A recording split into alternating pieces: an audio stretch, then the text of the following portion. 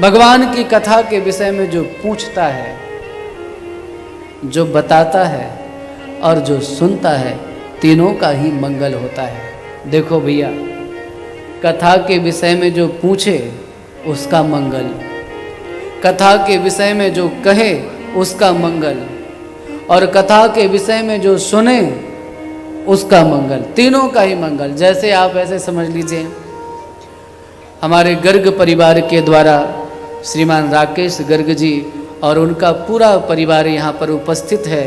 जो भी उनके स्वजन संबंधी लोग आए हैं, इष्ट मित्र आए हैं, सभी लोग उनके परिचित, और कुछ कथा प्रेमी भी यहाँ आए हैं, ऐसा नहीं है। तो ये सब परिवार उनका उपस्थित है। अच्छा, एक बात बताइए, और मैं तो इस बात के लिए भी बहुत प्रसन्न हूँ कि गर्ग जी के परिवार का ऐसा कोई भी सदस्य नहीं है जो प्रसन्नता के साथ इस उत्सव में ना आया हो। सब बहुत खुश हैं, बहुत प्रसन्न हैं। तो कथा का आयोजन राकेश गर्ग जी के द्वारा, उनके परिवार के द्वारा हुआ। अच्छा, आपने इस आयोजन का संकल्प लिया, मुझे कहने का अवसर मिला, आपने सुनने का संकल्प किया, तो आप धन्य हैं। और मुझे अपनी वाणी पवित्र करने का अवसर मिला, मैं धन्य हूँ। और इसके ब्याज से इतने सारे लोग भगवान की कथा सुन रहे हैं, इनका जीवन भी धन्य है। मुझे लगता है जो हम किसी को अन्न दान करें, अन्न कोई भी दान करते हैं, भागवत में अन्न दान, सुवर्ण दान आदि आदि दानों से सबसे अधिक श्रेष्ठ दान गोपांगनाओं ने कहा, तब कथामृतम तप्त जीवनम कभी भी रीडितम कलमशापहम श्रवण मंगलम श्रीमदादतम भूवि गृणन्ति ते भूरिदा जना।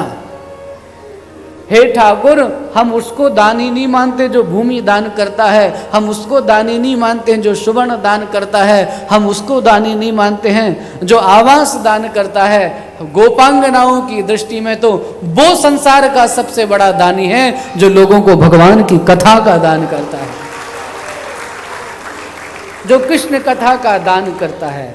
सच में आपने कथा का आयोजन रखा, और इस कथा के आयोजन से इतने सारे लोगों का हृदय पवित्र, सबके कानों में भगवान का नाम पड़ रहा है। अब कोई कहे कि महाराज कोई श्रद्धा से सुन रहा हो, कोई अश्रद्धा से सुन रहा हो, कोई व्यवहार की सिद्धि के लिए सुन रहा हो, कैसे भी सुन रहा हो, पर मुझे एक बात बताओ, अग्नि को छूने के लिए कोई जाए तो कहे माय डियर, मैंने तो प्यार से छुआ था, जला क्यों दिया?